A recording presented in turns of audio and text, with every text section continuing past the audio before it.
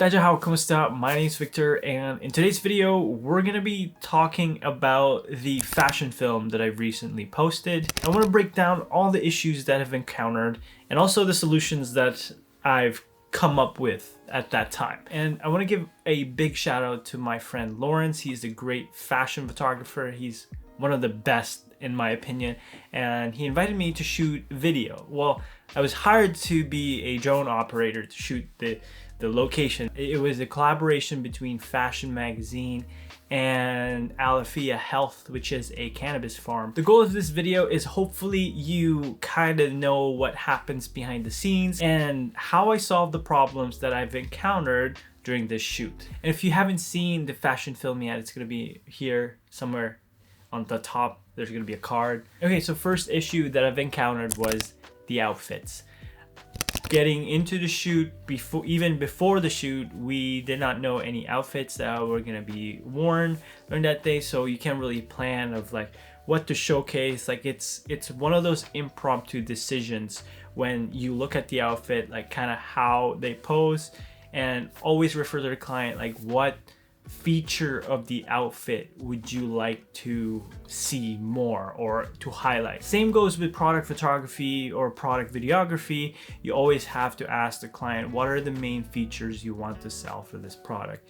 For this fashion shoot is similar to that, so I applied those skills and say like what are the key features of this outfit, of this look. They're on every outfit. I had to double check what would you like to see and kind of collaborate with the photographer and see like how he would shoot it. You get better with impromptu decisions or on-the-spot decisions the more you do these kind of shoots, like events, last-minute shoots, or like really tight day. These are good exercises for you to learn and grow more with kind of like problem solving. Like you would know what to think about right away when you come across an issue. This comes with experience. That's why the more your experience is, the higher your day rate is, because you're getting hired for your problem solving skills and your creativity as well. Number 2 issue was the location. Going into the location, we had no idea what it looked like.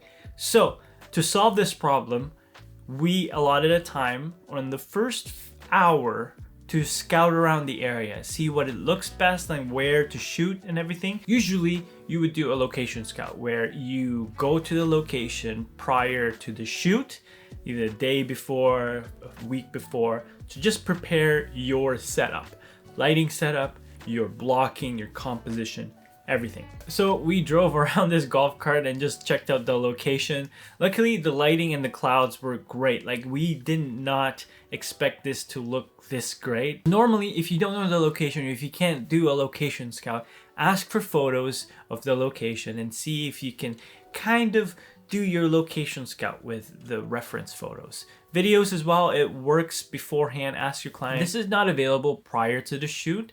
Always go in early and just do your location scout at the first hour, or a lot of time with your client to just go around the location and make sure that you're communicating with them what it's gonna look like, where you're gonna shoot, and how you're gonna shoot it. Third issue of this video, which was connected to the location, since we didn't have any location scouting, the lighting was an issue because we didn't know where the sun went. Like it was all done prior to shooting the video on the day of. So the reason why this was an issue is because I didn't know where the sun is gonna be. Like I didn't have any lighting gear with me. To me, it was something that, oh, like just shoot and make it look good, and that was it. We've all experienced this, and if you haven't, you're gonna experience this sooner or later, that you have to come up with good things on the spot. So how did I adjust that? With years of practice, with years on the job, especially if you don't have your own lighting kit yet or anything, the best thing to get is a 5-in-1 reflector. This is your best friend. If you don't have one, I recommend purchasing one. It's about $30 to $50 depending on the size of it, but a good medium-sized circle one is the best tool that you can have alongside with your camera. So what we've done, especially in this type of shoot, is that we go into the first section of the location and made sure that the sun is hitting them right. You have to block them. You have to make sure that they're in an angle where it looks best, hitting like where the sun is hitting them, and also the outfit as well. Again, for us, it's quite quick because we know the angles, we know kind of how to use natural lighting, we know how to use the sun, we know how to use the bounce. This will come with experience. The more you do it, the better you are solving this natural lighting issue. And then secondly, what I've done with this natural lighting issue is that I had to shoot with S-Log3 on the A7IV because one, I wanted it to have the most dynamic range. I'm gonna be shooting with raw sunlight, and most of my shots were backlit. I wanted to get the details up in the shadows. So what I've done is expose it all the way to the top and around plus 1.7, nearing to 2. And with your exposure, I would always recommend a monitor that has false color. Fourth issue is time. Each look, I think I've only had a dedicated 5 to 10 minutes of shooting by myself.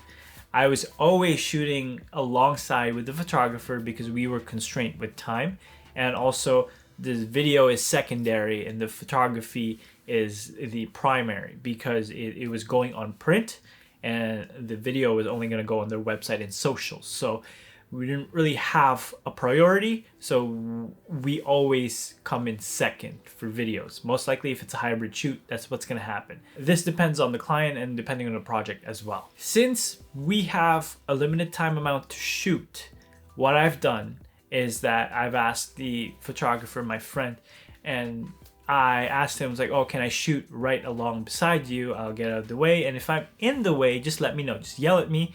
That's fine. Because we're trying to get the shots. We're both trying to get shots that we want, and you know, you have to work with them.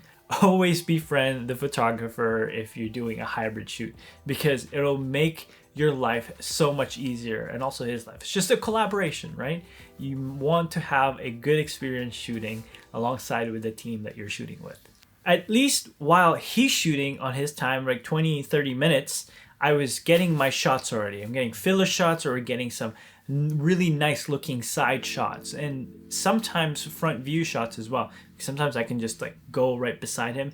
And again, this is crucial to collaborate with the photographer, make sure where he's going, what he's shooting, and then just tell him like, oh, I'll be shooting this way, is that okay? Like, just keep that in mind, or you know, just communicate. And then on my dedicated time, though, I reserve that into my actual shot list on the things that I really wanted to get into the video. And it worked out because I only took like 1 to 3 shots of different variations, and that was it. I was done for that outfit. I was done for that look. Fifth issue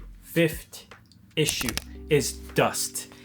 The place was dusty. It was a farm. It was like everywhere. Dust was everywhere. Like, I had to clean up my camera case and also my camera, like deep clean it, like clean it with the little creases out there with the little brush. It was quite the day because I don't have zoom lenses, and usually if I need zoom lenses, I would rent it out. In this case, it was a last minute shoot. I couldn't rent out anything, and all I had was a 35mm G Master lens and also an 85 1.8, and those are the 2 lenses I had. And I constantly had to switch between lenses in between takes because I wanted to get different focal lengths. And it is a really big issue because dust can come into your sensor, dust can come into the other side of the lens that attaches closer to the sensor. And I was scared because this is one of the few times that I've used this camera. Luckily, the A7IV has that shutter closure feature whenever you're changing lenses, and I turned that on, and that saved the sensor. But every time I had to change lens, I had to really use this thing. Also, I would recommend, if you don't have a blower, get one. This is one of the tools that I regularly use a lot for my lenses and for my production work. And so far, I made everything work. Again, The more you do these types of shoots, the better you are with problem solving. And hopefully this breakdown helped you out with your production work next time you go out and shoot. Or maybe you'll have a similar shoot, a similar situation. Now you're equipped with stuff that I have dealt with and figured out solutions for you. And that's about it for this video. If you have any more questions, feel free to comment down below or join the Discord group. We're a growing community of filmmakers and photographers. Feel free to join and I'd love to see you there. Anyways, see you guys in the next video. Bye.